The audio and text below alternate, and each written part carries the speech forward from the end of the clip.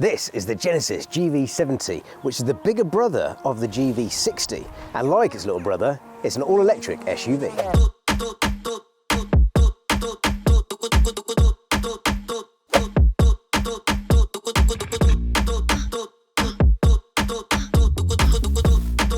Now, this isn't a ground-up electric vehicle, it's a convert, but I do think it's going to tick a lot of boxes for a lot of people. What I mean by convert is that this was originally a petrol diesel car, and they've converted it to electric, so they've just ripped out the dirty diesel engine or petrol engine and put in a lovely, clean electric motor.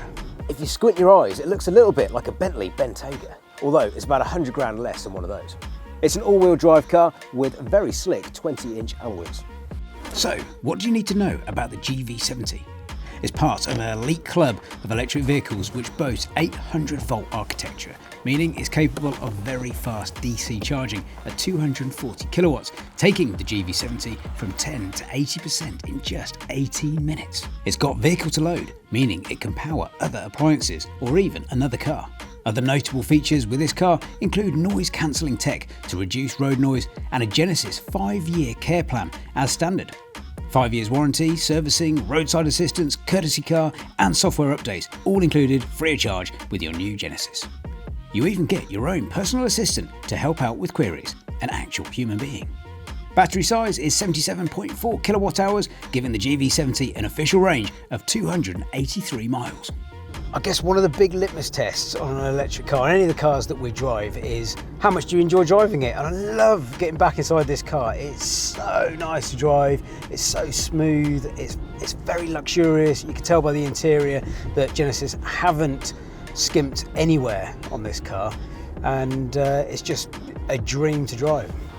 Welcome to the interior of the Genesis, and I'm a big fan. Straight away, it just looks very premium, feels quality throughout. Like this, pop that over there, you can stick your phone in for wireless charging. It's also got two USB sockets. Got a couple of cup holders here, which are perfect for my bottle, which is good because it doesn't fit in the door bins. That's annoying. And then everything is controlled through here. So you've got this 14.5 touchscreen here, which is massive, but it's a bit of a stretch. So you've got this handy little rotating knob here, so you can go through all of your different functions there. And to make matters even easier, they've given you physical knobs and buttons, so you can hit your map, you can hit your navigation, you can hit your hazard lights, straight into radio or media, and very importantly, you can go into your setup, which is where you can make sure that the car is just set up exactly how you want it to be. Whoa! A lovely feature is the head-up display, which means it tells you how fast you're going, gives you navigation advice, all projected onto your screen, so you don't have to look down here. Now, with electric cars, you don't have gears, but you do have different modes. So you can select Eco, which gives you the most amount of range. You've got Comfort, which will just be your normal sort of general standard driving mode, and you've also got Sport. So as soon as you pop it into Sport, it gives you a bit more power, and also the seat hugs you in. It suddenly just gives you a little hug before you put your foot down. That is ridiculous. That is 0 to 60 in 4.2 seconds.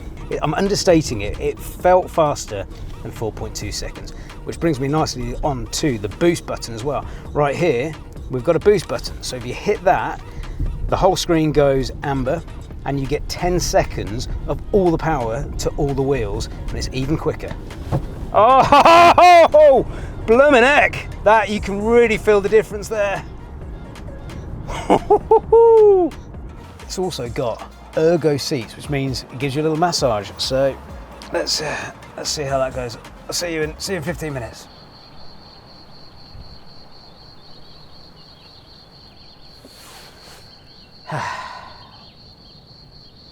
I'm bored. In the back, you'll have more than enough room for 3 crew members and their thumbs. But what about the boot? Now, the GV70 comes with a boot, which is always very useful. And there are a couple of ways of getting into the boot. You can either use the key fob, or you can fumble around like I did when we first got this, trying to find the button. It's here, hidden on the windscreen wiper. Oh. Auto tailgate, lovely. Now, if you're getting an SUV, you want a pretty hefty boot, and I wouldn't call this hefty, I'd call it decent. It also comes with this bag, which unless you're Thor, and if you're worthy, it's pretty hard to get out because of these very strong Velcro strips. Anyway, more on that later. Let's see what we can get in this boot. The standard boot size for the GV70 is 503 litres, giving you more than enough room for the golf clubs. With the back seats folded down, the GV70 boasts a total of 1,678 litres, meaning you should never get short of space. Now, one of the good things about electric cars is underneath the hood you often get some fruit or frunk space, extra storage, and I highly recommend these when you're going on holiday. They're really good, really handy, good for the kids as well. And with the frunk here, no, it doesn't quite fit.